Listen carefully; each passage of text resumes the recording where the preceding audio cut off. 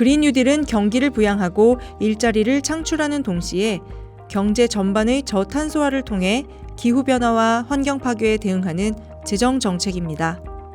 그린 뉴딜은 UN 환경계획이 2008년 세계 금융위기를 지속가능한 방식으로 극복하기 위해 처음으로 제시한 개념인데 올해 신종 코로나19 발생으로 세계적인 경제 사회적 위기가 닥치면서 그린 뉴딜 정책이 다시 부상하고 있습니다. 주요 국가들은 이전부터 이미 에너지 전환 정책을 통해 석유, 석탄, 가스 등 화석 에너지에 의존해온 에너지 공급 체계를 풍력, 태양광, 지열과 수소 등 신재생 에너지에 기반을 둔 새로운 에너지 공급 체계로의 대체를 추진해 왔습니다. 그러므로 그린 뉴딜은 친환경 에너지 정책의 핵심이자 코로나19의 영향을 최소화하려는 경기 부양 정책의 핵심이라고 볼 수 있습니다. 미 하원은 2019년 2월 2050년까지 탄소 배출 제로를 목표로 관련 인프라를 전면적으로 재편하는 그린 뉴딜 결의안을 채택했습니다. 국가 재정을 투입해 온실가스를 감축하고 그 과정에서 일자리를 만들고 사회적 불평등을 해소한다는 것입니다.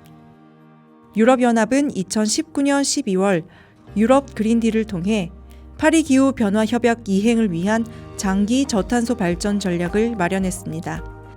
이어 유럽연합은 2020년 5월에 코로나19에 대응하기 위한 녹색 전환과 디지털 단일 시장 조성을 중심으로 하는 유럽 회복 계획을 발표했습니다. 우리 정부도 2020년 7월 14일 에너지 녹색 전환과 녹색 산업 혁신을 통해 탄소 배출 제로 사회를 지향하는 한국판 그린 뉴딜의 종합 계획을 발표했습니다.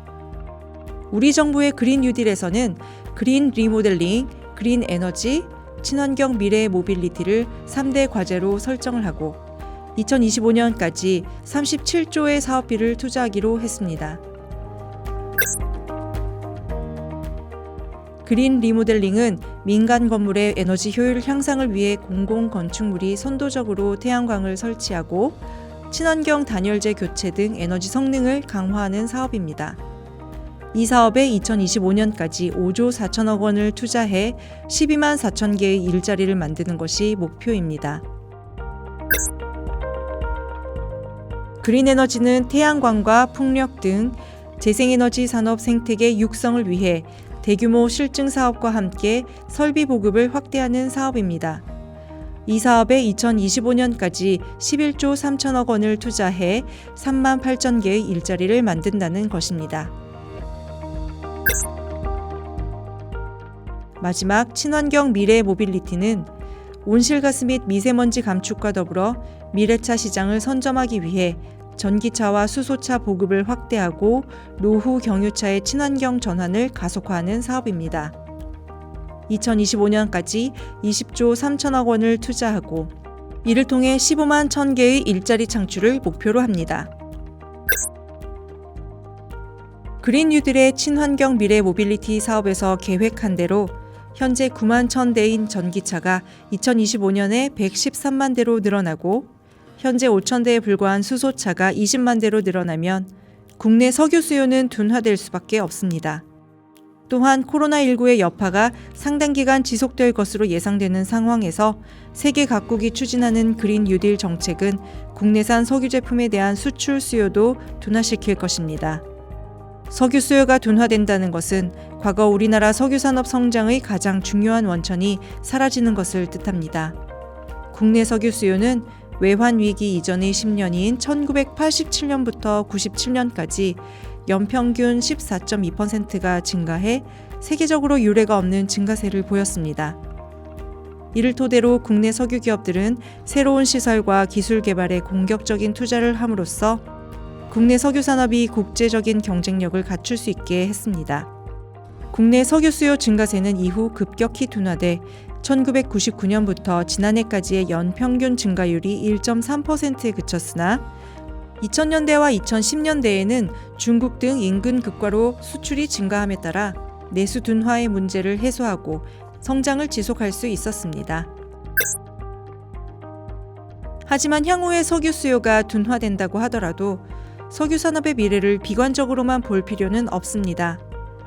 자동차용 석유 수요가 정체되거나 감소하기 시작하더라도 대체가 곤란한 석유화학 원료용 석유 수요는 장기적으로 꾸준한 증가 추세를 유지할 것입니다.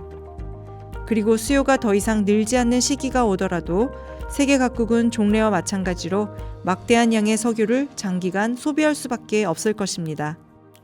기존 유전의 노후화에 따른 신규 유전 개발과 기존 정제 설비의 노후화에 따른 신규 정제 설비 건설 등 석유 산업의 역할은 계속되어야 한다는 의미입니다.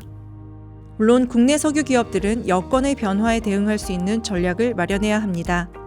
석유 화학용 원료인 납사의 비중이 증가하고 수송용 연료인 휘발유와 경유의 비중이 상대적으로 감소하는 석유 제품 수요의 구조 변화에 부응할 수 있도록 정제 시설을 조정해야 합니다. 원유의 도입으로부터 정제, 유통, 소비에 이르기까지 환경 영향이 최소화되도록 해야 합니다. 이와 함께 석유 산업은 새로운 성장의 동력을 찾아야 합니다. 국내 석유 기업들은 석유화학과 윤활유 등 연관 분야로 사업을 더욱 다각화하는 한편 해외 진출을 추진할 필요가 있습니다. 나아가 국내 석유 기업들은 최근 BP와 쉘, 토탈 등 유럽계 석유 메이저들처럼 신재생 에너지 사업에 대한 선별적 투자도 검토해 볼 필요가 있습니다.